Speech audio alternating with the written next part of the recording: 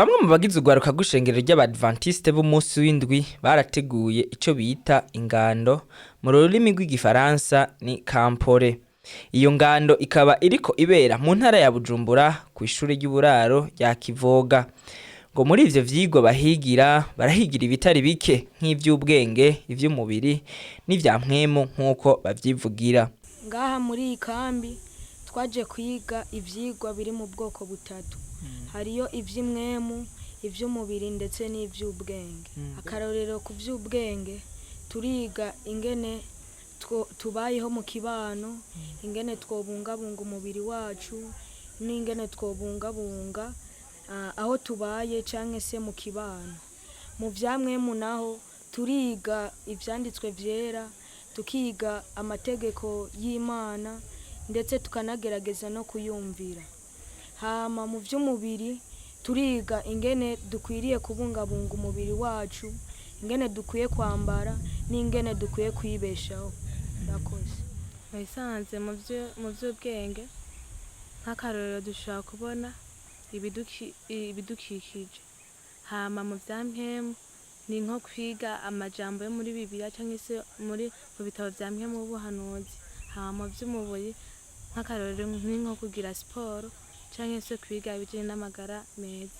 Nayo mu bijanye no kwikingira ikiza ca COVID-19 ngo baragerageje gukurikiza amategeko nk'uko leta ibisaba. Baratwigisha ingene twirinda ndetse n'igihe twashitse nivyo bashitse batubarira yuko dukwiye kuvyirinda cane.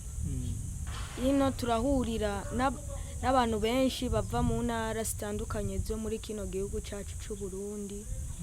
Tugahurira tukiga vya vyigwa tubabarira. Mbega none nizihe nyungu witeze kuzokura? Inyungu niteze kuzokura muri bino vyigwa, ndizera kuzohava namenyanye n'abantu ndetse nkaba nungutse n'ivyamwemu n'ivy'umubiri ndetse nkamenya n'ingene nzoza ndifata mu kibano canke se mu buzima busanzwe. Kuvyikingira turavyiga ariko kandi turagerageza no kuvyirinda, kwirinda ico kiza ca coronavirus. Mbega ni biki ubona uzungukira mwa bino vyigwa wajemwo? Muri bino vyigwa twajemwo nawe nzohungukira ibintu vyinshi cane cane mu vy'Imana, nzogenda naramenye mu bintu bijanye n'Imana igombako kandi nkava naramenye kungene nshobora kubana n'abandi. Uwujejwe uburaro muri ico kigo aratubwira abashoboye kwitaba ivyo bikorane ndetse n'ivyo bahungukira. Akarangiza atera kamo abo vyoshobokera guhora batunganya ibikorane bene ivyo kuko biheza bigafasha abana mu gihe bari mu buruhuko. Urwaruka rwaje biraboneka ko ruzohakura inyungu nyinshi. Ubwa mbere barahakura kumenyana n'urundi rwaruka twavuze rwavuye muri zintara zitandukanye.